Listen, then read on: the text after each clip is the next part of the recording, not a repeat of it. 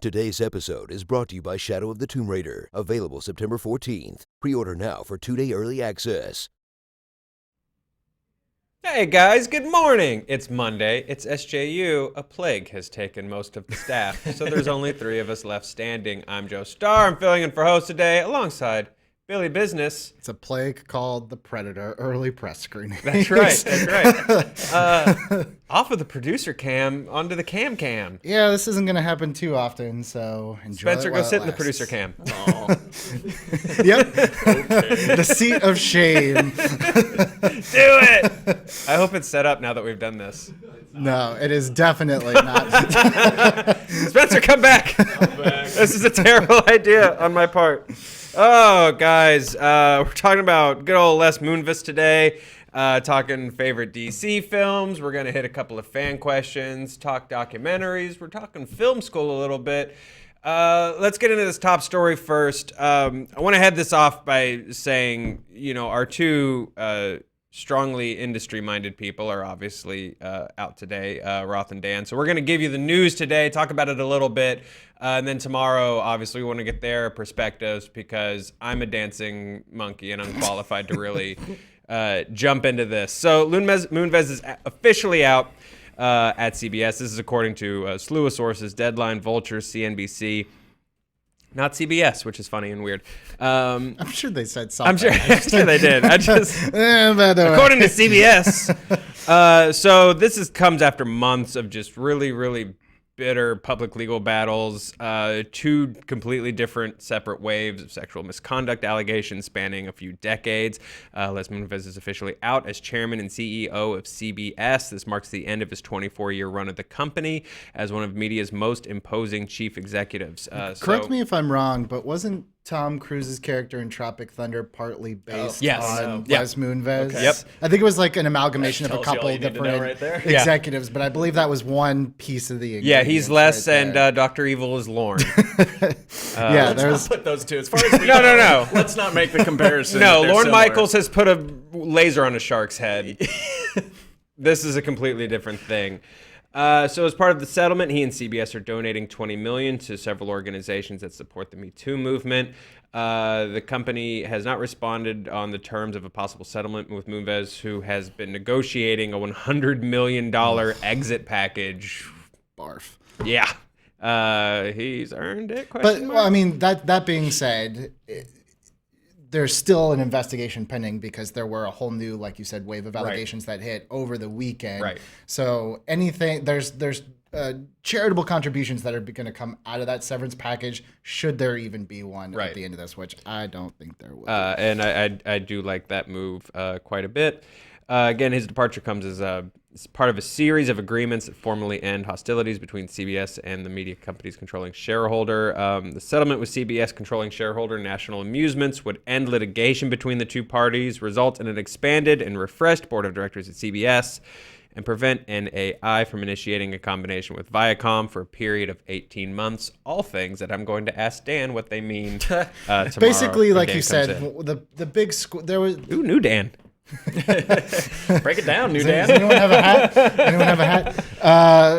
I can't talk about Star Wars, guys. But what I can talk about, basically there was, like you said, this was very public battle between not only Les Moonves and CBS, but CBS and their parent company. Mm-hmm. This thing has kind of been spiraling out of control for a little bit. Like I said, the new allegations came over the weekend, which kind of prompted this immediate action. So basically they need to reset the board because, just in case our viewers aren't aware, Les Moonves was a very powerful player in Hollywood, like one of the top players in Hollywood, turned CBS around. A lot of the, think of a lot of the big hits that have come out of there, 2.5 Men, Big Bang Theory, these CSI, are NCIS, CSI, all those of these alphabet things soup ones, are coming under Les Moonves, who made, and I think they still are, CBS was the number 1 watched network. So that, as like, in terms of what we can talk about today, is, does this matter to CBS? Yeah. And it's like, yes and no. Yes, in that he was very instrumental in, it's pilot season right now, picking the pilots, putting stuff together. But it's not like a Weinstein case where it's like, well, he's out, this whole thing is over. Yeah, this network isn't called like the Moonves company. Right. But as you said, he did pick, I worked on a CBS pilot way back in the day, and like the final thumbs up, thumbs down was they show him all to Les Moonves. And he says, yes, no, yes, no. Look, I worked for a company that was taken over by CBS, and Les Moonves basically came to fire half of us in person. So he is actually very... Did he point at you and say, punch that man in the face? He basically like looked at our group and was like, there will be some tough changes coming. And I was like, oh, okay, so we're gone. Cool. That being, long story short, yes, he was very involved, but CBS is Viacom. They had the infrastructure in place. Yeah, something like this is going to tip the stock. It dipped a little bit today, but in the long run, I mean, get him the hell out of there. Yeah. Get him out. He's an animal. He's a predator. Get him out. Yeah. Again, like what you're saying, yes, he was heavily involved, but with the talent in place, with I'm sure the contingency plans that they've been developing as this has been happening in tandem, whether it's interim or not, they'll have new people in charge, new faces. I don't think, again, this is a Weinstein company situation where it's like, well, you guys are shot. CBS is done. Yeah. CBS will be fine. They'll elevate another executive. I just think it's interesting that this was a case where it seemed like he was going to hang on. It seemed like he was going to beat it. And then there's another wave of accusations that come up. And, I think that that's maybe instructive for people that are trying to make their comeback, is like, these people are scumbags, and where there's smoke, there's fire. And he couldn't beat wave number 2. So, it's funny good because riddance. I was talking before we started that I watched Wiener over the weekend, and that documentary is exactly what happened. This guy has a wave of accusations. He thinks he's beat it. He's kind of sat on the sidelines for a while, and then he tries to run for mayor, and it all comes crumbling all over again. So yeah, it seems to be a pattern. It's happening here with Les Moonves. He was the face of that company, so it seems like, with certain things like Big Bang Theory's coming to an end, some of their shows coming to an end, and, refreshing the board of directors, this could just be like kind of a whole new start for CBS in a way. Not saying they'll jettison NCSIS. Well, yeah, they don't need to change their strategy. They just need to change the guy at the top. But I think that might change the strategy. Good. Who knows? No, absolutely. But yeah, Spencer, I think you summed it up really well. I think when companies look at stuff like this and they say, oh, well, maybe that's not quite enough, it's like, again, where there's smoke, there's absolutely fire. You want to skip around in the script a little bit since you already brought up documentaries? Oh, let's jump to this real quick. One of our fan questions was from Friday. Yeah, was from Friday. Who asked it? Chris. Hi, Chris. Hey, Chris. Chris asked, "What's your favorite documentary?" And Billy, you watched 2 over the weekend that could not have been more contrasting from each other. I watched Wiener and Won't You Be My Neighbor, the best and worst of humanity. Like, we as a species, I can't put my finger on it, man. How does someone like Fred Rogers and someone like Anthony Weiner coexist in the same cinematic universe? I don't get it. Wait, they're in the same cinematic universe? Yep. I guess that's Earth for now. Yeah, this is Earth. In our human cinematic universe. Oh, boy. But my favorite is, did you guys ever see American Movie? Yes. I love that movie. It's from the late 90s. It's just some guy in Wisconsin trying to get his short film made, and that's the American spirit. Go watch it. It's hilarious. Yeah. It's heartwarming, but that's my favorite. Yeah. Spencer, have you seen American Movie? I've been recommended it a million times. Sorry, I haven't watched it yet. No, you're forgiven. You've had stuff going on. But it's this guy just. You don't need to make it sound ominous. Doing whatever. To watch a movie. You're busy, man. Is all I'm saying. It's just Doctor Who all day, every day. All Doctor Who. American Movie is Doctor Who. So go watch it. No, great movie. This guy just trying to make his horror movie by the skin of his teeth. And I knew so many of him in college, and super fun documentary. Spencer, you have any new recommendations? Gosh, in the I documentary mean, field? I always recommend I Think We're Alone Now. The Wild and Wonderful Whites of West Virginia. That's a crazy one. Yeah, that's a weird one. There's similar to Wiener of just a documentary crew in the right place at the right time is on Netflix now is Icarus. Yes. Which was the it started out as a documentary of a guy who just wanted to like see if steroids would help him win a bike race, and the guy he consulted with like basically was this Russian government guy running their Olympic doping program, and like the news broke of his involvement during the documentary, so he goes and flies and like gets asylum with the guy who wanted to run the bike race, and like just it escalates to an insane place. Bigger than what the documentary intended. So I check out Icarus on Netflix. Well, so similar to Wiener, who they had no intention of making that documentary, and neither did he. What is that phone call like the day that whoever you're working on that documentary with calls and they're like, okay, this just took a turn? Like, it's funny because I feel like one of my favorite docuseries was The Jinx. And I feel once you get to the very end, you start to realize, or Catfish, the movie, not the TV show, you realize like once they got their end, they almost worked backwards. Like, how do we cut this to fit this narrative now? So like with something like Wiener, it's interesting because you only see like little hints of what they thought they were going to get. And then as soon as the script flips in real life, you can see where the documentary takes like a complete 180 just in tone and everything. But it must be hard in something like that where you're trying to like, how do I assemble this knowing what I know at the end? Like specifically with The Jinx. Because once you go back and you watch it, knowing what you know at the end, you can see how they laid it out for you. There's foreshadowing everywhere. Well, talking about phone calls and 180s, there was this scandal that, you know, I think there's some credence to, that the Jinx should have called the cops once he confessed to murder instead of be like, let's finish the doc. And the police can find out with America. Spoilers for the Jinx. Because he was arrested after it came out. Sure, yeah. I don't know. I mean, do they have... I'm sure they have a legal obligation to call the cops, right? I don't know. I didn't look too deeply into it, only to see some articles about that and be like, oh yeah, that's a good point. They had a confession of sorts on tape. Super compelling. Yeah, so good. So worth the injustice if that's the case. He's in prison where he belongs. That guy has a lot of torsos in his basement. But two big wins, great TV show and in jail. So there we go. Everybody win-win. Everybody wins. Spencer, speaking of winning, we're supposed to wah, wah. wah, wah, wah. Good foreshadowing, Jeff. Hey, spoilers. Fourth time's a charm. Yeah. We went to the Emmys yesterday. The Shmemmys, the Creative Arts Emmys. Yeah, the Creative Arts Emmys. For honest trailers, did you have any highlights? I thought that like there were some really cool presenters who told some fun jokes. Louis Anderson was a highlight for me. Yes. Patton Oswalt, Nick Kroll. I think they brought out like some pretty heavy hitters, and like I think once again RuPaul stole the show because he won 3 years in a row and just owns the place. We saw John Legend win an EGOT. That's pretty sweet. Yeah, that was. It was also just weird seeing Andrew Lloyd Webber on a stage.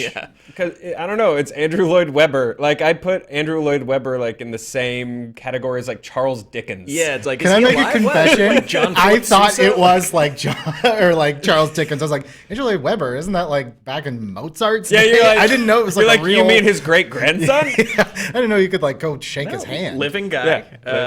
Also an EGOT winner now because he got an Emmy, right? If he didn't have one before. So yeah, history was made, laughs were had. I think we realize now that like we're the internet show at the TV awards, and the studio's falling. But it's super cool to be included. You're the Susan Lucci of the Creative Emmys. Yeah, whatever that means. I'll take it. Susan Lucci. She tried to get a daytime Emmy for like 20 some odd years and then finally won. Oh, Billy with the daytime Emmy facts. Yeah, Thank you. yeah. Dude, Susan Luch. I can't wait for 20 more years of honest trailers. I think Louis Anderson is if you've ever just wanted to see someone not care that it's bombing and just just live in it. Just live in it. God, I know they're televising parts of it on FXX, and I hope they don't cut that down. I hope they don't cut that down because it was... You'll be able to hear Joe's laugh because it was the only one. It's a completely silent auditorium. Okay, to set it up, Louis Anderson and Lori from Shark Tank were out there, and before they start, he's like, Lori, since you host Shark Tank, I have something to pitch. What's that, Louis? A mini fridge. I think those already exist, Louis. No. And then he took out a prop of a tiny fridge and was like, a mini fridge. Just dead silent. And then keeps it going. just... She's like, how are you going to fit food in there? He's like, I have butter that I put in the crisper instead of veggies. Tiny butter. Well, I think I'll give you my business card. Which was also tiny. It was also twice as long as we're making it out to be. Dead silent theater until like it goes not funny to funny, and Joe and I are dying laughing. Yeah. Dead silent theater, and I want to see Louis Anderson and Hal just do a bad concept off to see who will break first. Who will like walk away from it. And then Louis kept sort of like apologizing in the midst of it, just being like, we're very close friends and we're just having a good time. I sure wish I didn't get all these tiny business cards printed. Silence. Oh, God, it was expensive silence, too, because those all those dresses weren't cheap. That's the best kind of silence, is pricey silence.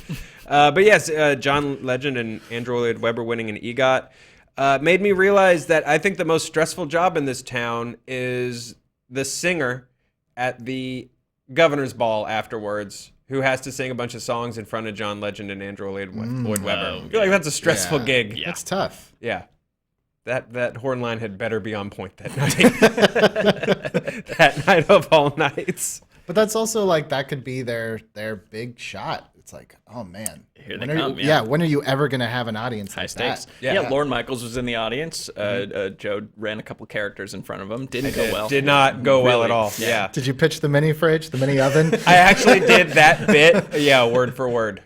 Yeah, and it bombed twice. Yeah, bombed twice. Crazily enough, they're not Jim ready Carrey for it. was there. Oh, for the Showtime? I guess. Show? I don't know, or is just art? No, for his doc. For the Jim and Andy. Yeah, Jim and Andy. Jim and Andy. What version of Jim Carrey showed up? Didn't get close enough to see. Okay. Yeah. He's off in a very VIP area. Yeah. Oh, okay. Called the Front Row. I can't remember what that was nominated for. Our night is a lot of really long titled Emmy awards. Like best variety in a nonfiction form editing non-motion picture category. Yes. Or something like that. I mean, I was looking at some of them. There's like documentary series, nonfiction documentary, like one-off movie. Because best lighting design on Wild a Wild nonfiction Country one. Wild Wild Country one. It was actually kind of it was sweet, but also a downer because Bourdain kept winning. And every of course you honor Emmys in the in memoriam, and his crew and family. They had like the first two or three very emotional, fitting speeches, but he kept winning and winning and winning, and it was just like, oh man. Yeah, it was rough. You could tell by the end, like it was hard on them. I think at the end, you could almost tell that they were like they had to keep giving a eulogy like 8 times throughout the whole night. That was rough. That was super challenging for them.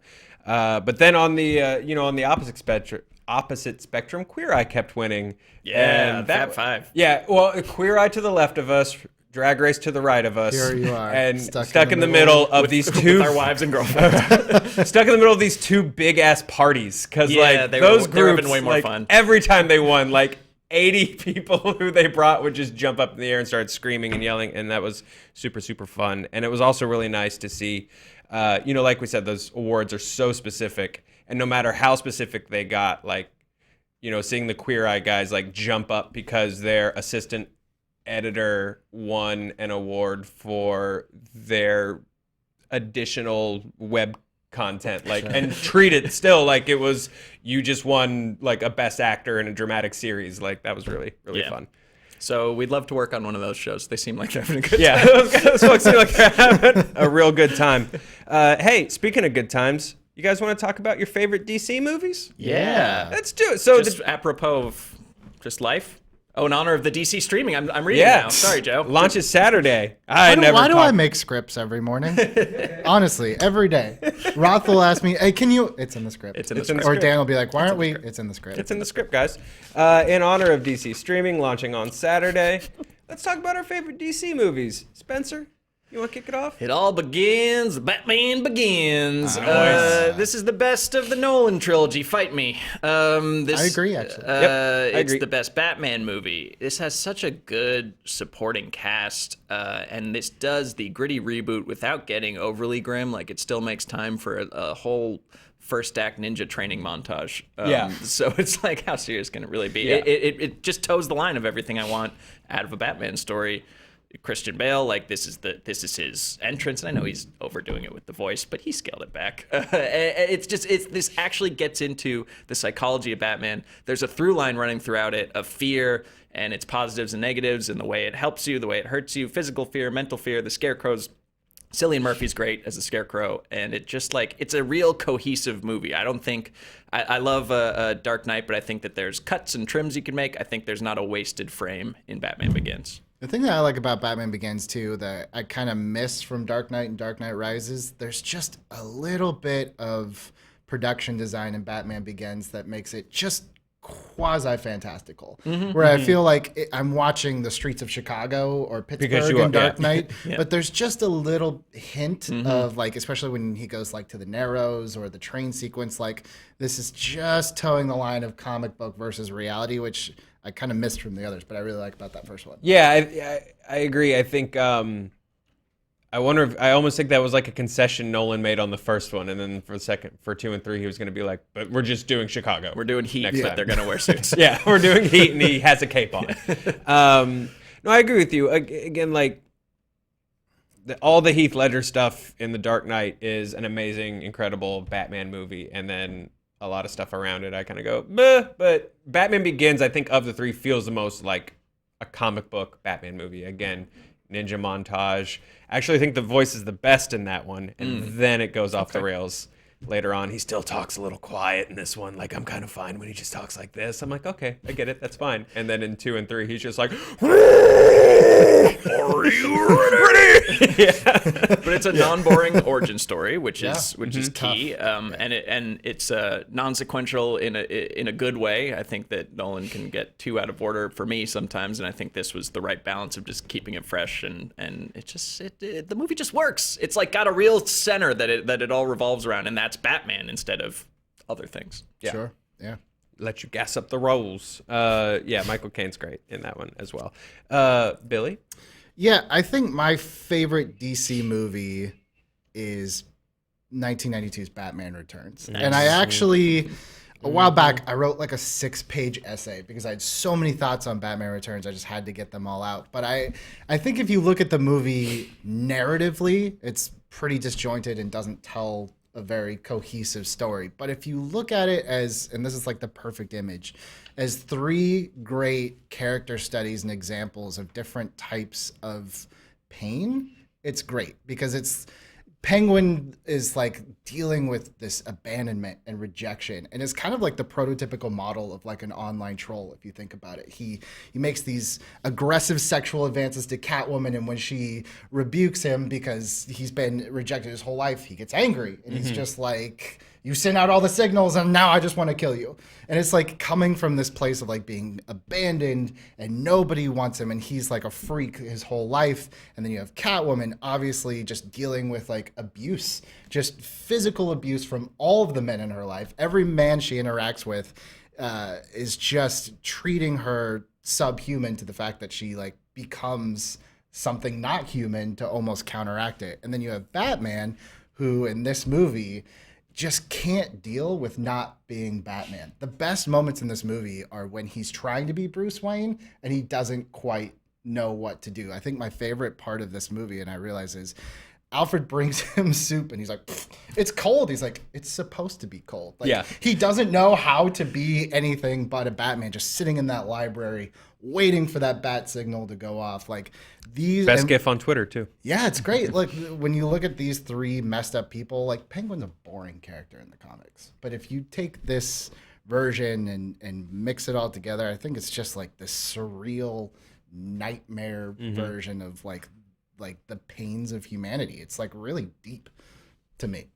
Well said. Yeah. No, I love this movie. I think It's a really good mix of what Tim Burton wanted to do with Batman and what the comics wanted to do with Batman, and also still a little like Adam West camp, because there's still Penguins with jetpacks.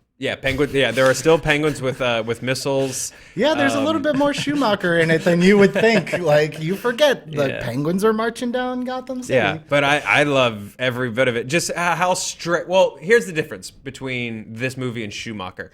They play this straight and with stakes, whereas by the time Batman Forever rolled around, Schumacher was just looking at the camera and just being like, nips, hockey puns, With this one, they're still like, sir, the penguins are marching on the square. Right. And taking it really seriously. Let's see, Catwoman's transformation in this movie. That's probably amazing. One of the.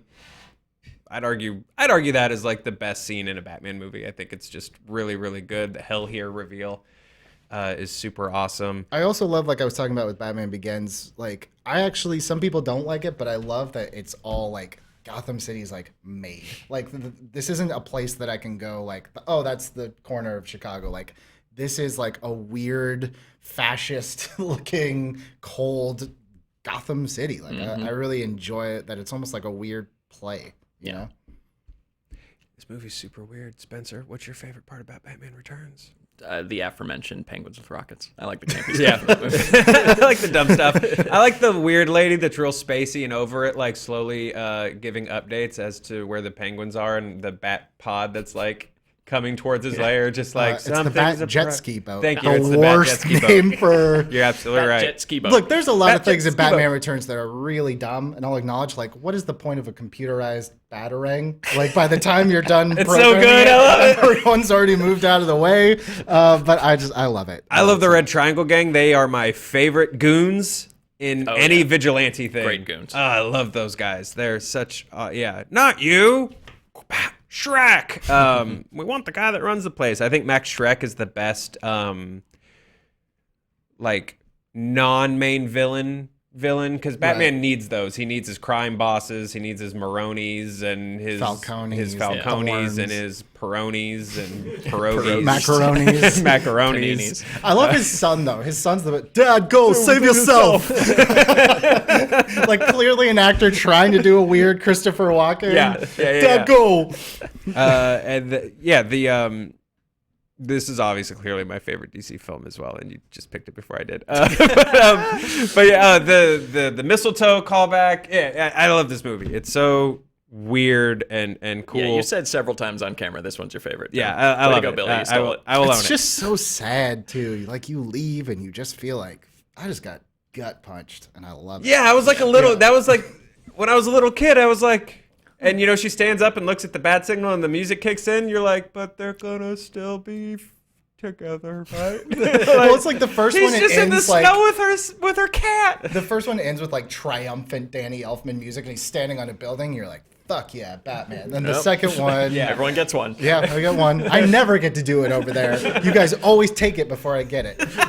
And then the second one's just like melancholy music, and they had to add the Catwoman thing at the end because kids were like bawling hysterically. Was there a planned third Tim Burton one? Yes. Yeah. So this could have been his Empire. So he actually, it's funny on the DVD. He's like, I went to have meetings. I was like, all right, here's what I want to do with Batman, and they're like, are you sure you don't want to make something else? And they basically told him, like, we don't want you to do it. And you know what? It's all because of McDonald's. That's right. They thought it was too sexual. Freaked out about Batman Returns, and they pulled those. I had the little Batmobile toy where you push the button and the sides would come off. Nice. Yep. Yeah, but they pulled those because kids there's black because goo coming out of people's face, and he grabbed butts and he bit Penguin noses. Penguin is Donald Trump in that movie, so it's it's not a kid friendly movie. God, it's so good though. I love that weird movie. Why? And like his fight, Batman doesn't do a whole lot of fighting in that movie, but still somehow his fighting is better than a lot of the fighting in the Nolan trilogy. I don't know what it is. He just can't move very much. Yeah, limitations help with choreography when you can't move your neck or legs. Well, I think what it is, I think they make a character choice because of the limitation, and they make him almost more like a Michael Myers. Yeah. where he just stalks and you can't get away. And if he gets close to you, he's just going to go like this and you're going to fall. Daniel Waters, who came in and redid the script after Sam Hamm, he said, I had all these great Batman speeches, and Keaton would come in and be like, Batman doesn't talk here. He doesn't talk here. He doesn't talk here. So that's why Batman isn't a big thing. It's not because like Tim Burton didn't want to. Like Keaton was like no. Batman's cooler if he just is like this phantom that shows up. That's true. Yeah. It's good movie. Well, I'm going to talk about my second favorite DC movie. That would be Wonder Woman if that hadn't ended in a video game fight. Yeah. I think Wonder Woman's 2/3 of a perfect movie. And if they had, similar to Black Panther, I think if they had just been like, let's do almost a melancholy ending where maybe she realizes that Ares isn't the cause of war and blah, blah, blah, and she has to figure shit out, and they sort of split their separate ways because technically they're family, and that'd be weird if they just like killed each other. But instead they did a video game fight. Would have been probably would have been one of the best superhero movies of all time for me. But since they didn't do that, I'm going to go Batman Mask of the Phantasm. Batmans. 3 Batmans. Yeah. Batmans. 3 bits. 3 bats. No shade to the first Donner Superman. Kidder's a great Lois Lane. Christopher Reeves is Christopher Reeves. And an amazing Superman. But I love Batman Mask of the Phantasm so much. It's the movie version of the best animated series of all time. The design is perfect. I love the look of this movie. This is the best use of the Joker to me is when he's not the main guy, but he's messing around on the sidelines and he's like involved somehow and he's just like an agent of chaos, similar to how Dark Knight used him. I love the look. I love the Abandoned World's Fair. Stuff that happens in an Abandoned World's Fair might be one of my favorite genres of media. There's just very specific. Yeah. There's just something so cool about the aesthetic of like what people in the 50s and 60s thought that the 80s and 90s were going to look like. Yeah. I love that aesthetic. Great Simpsons episode too. Yes. All the wigs. But just Joker like dealing with like the weird like worn out robots that don't quite work there anymore and riding around on the little rides. I think the Phantasm is such a good character design. It's a really good twist. You sort of see it coming that it's this lady from his past that he's considering giving up Batman to rekindle his relationship with. You see it coming, but I think it speaks to the movie that even though you see it coming, the reason it stays impactful is that you don't want the twist to be that it's her and that it's not going to work. You really just don't. Similar to him and Selena Kyle. You want, when they have the mistletoe realization, you want them to just be like, do we have to start fighting? but you want them to be like, you know what, this is good. This is okay. We'll figure it out. And it never happens for poor Bruce. Well, the great thing about Mask of Phantasm too is like they, for a movie, taking a series and then making it on the big screen, they did a really good job of keeping the stakes very personal. Yes. Like the Phantasm is a great villain, but not because she wants to take over Gotham or blow shit up. She's going after people in her past that wronged her. Mm-hmm. And that's like her motivation, and it never strays from that. And it just so happens to intersect with the Joker, which is where you get that third act from. But I love that that was like the first really personal story for Batman. I think this even predates Batman Returns maybe by a year, I think, or they're roughly the same time. It's a little bit after. A little bit after, a pinch after. I mean, but for a kid, that's 2 Batman movies in a row. You take your kid, is Batman just a downer now if I'm a parent? Every Batman movie I'm taking my kid to, you're like, okay, this one's animated, so it's got to be a lot better. Nope, there's no escape. Even the animated series. The animated series is dark. This makes me want to. We might be doing a certain Honest Trailer pretty soon where we might be diving back into some of these hits. And I just remember the gloom that this cast over me as a child. And I can't wait to get back there.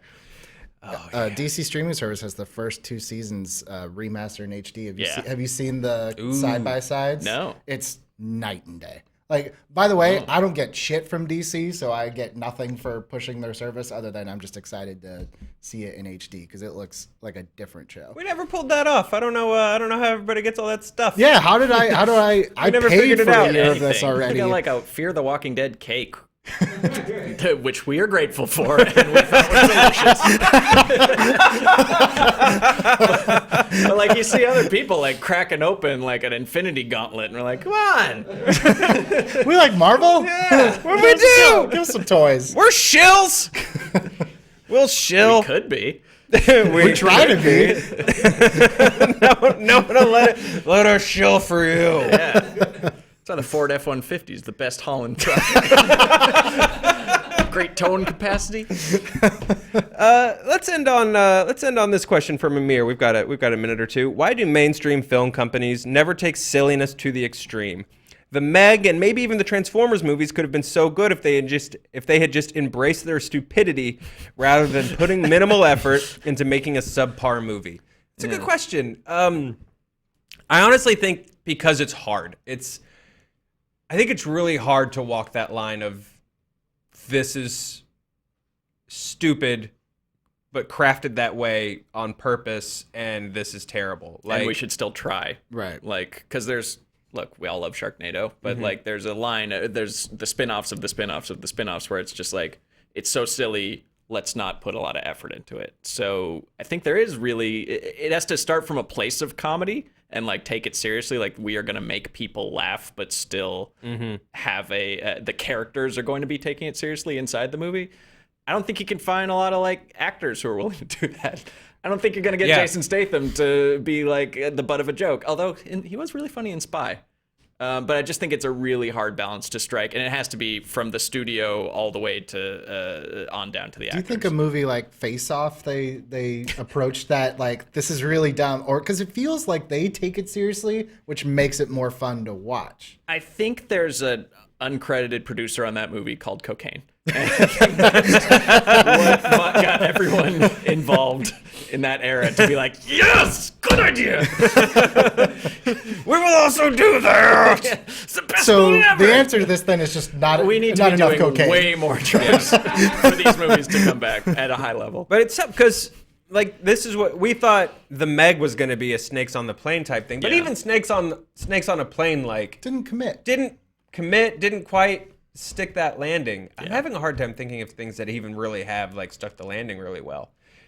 Because if you look at performances where they never wink and they play it very straight, like the first stuff that pops up for me is like Michael J. White in Black Dynamite or Leslie Nielsen in the Naked Gun movies, which are surrounded by comedy stuff. Those aren't stupid or silly for the sake of being stupid or silly. They're just straight up comedies. I'm trying to think of to me, there's a really genre that needs to make the leap back from China to here, which is like Stephen Chow movies like Kung Fu Hustle and Shaolin Soccer and The Mermaid and stuff like that, where they are huge budget action movies. They are funny, they're slapstick, but they also have like some serious holy shit moments in them. So that's the tone, I think, if you could do that for the U.S. Yeah, Stephen Chow does it really well, actually. He can take you from laughing at something to being super wowed to then like being incredibly like crushed and sad, like in the course of like one action sequence. He's clone him. I do think like the question is, why do mainstream film companies never take silliness to the extreme? Because it's a gamble. It's a gamble when you're talking about that kind of money, and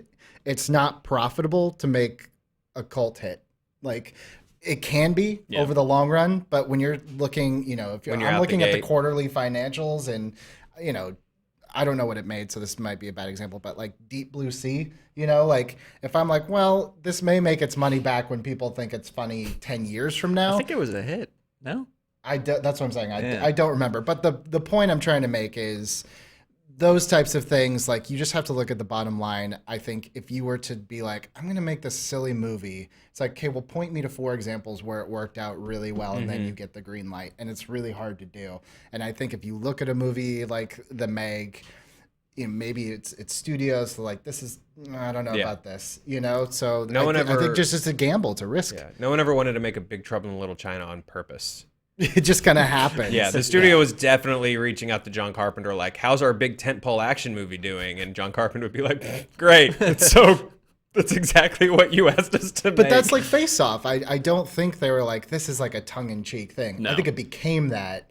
and it was embraced as that, but I don't think that's how they sold it when they pitched it. No, I don't even think that's necessarily what they were trying to execute with Face Off. I think Nick Cage just blew it all up. It's like, it's my movie now. Look at me. I'm the director. I'm the director, John Woo. Hey guys, good talk. Good talking. This is fun. Real good talk. Real good chatting. Go back to my corner tomorrow. Yeah, you'll be back in your chair tomorrow. 3 feet off screen. 3, right. Just so close yet so far away. Charting with Dan later today, you guys. Honest Trailers plus Honest Trailer commentaries drop tomorrow.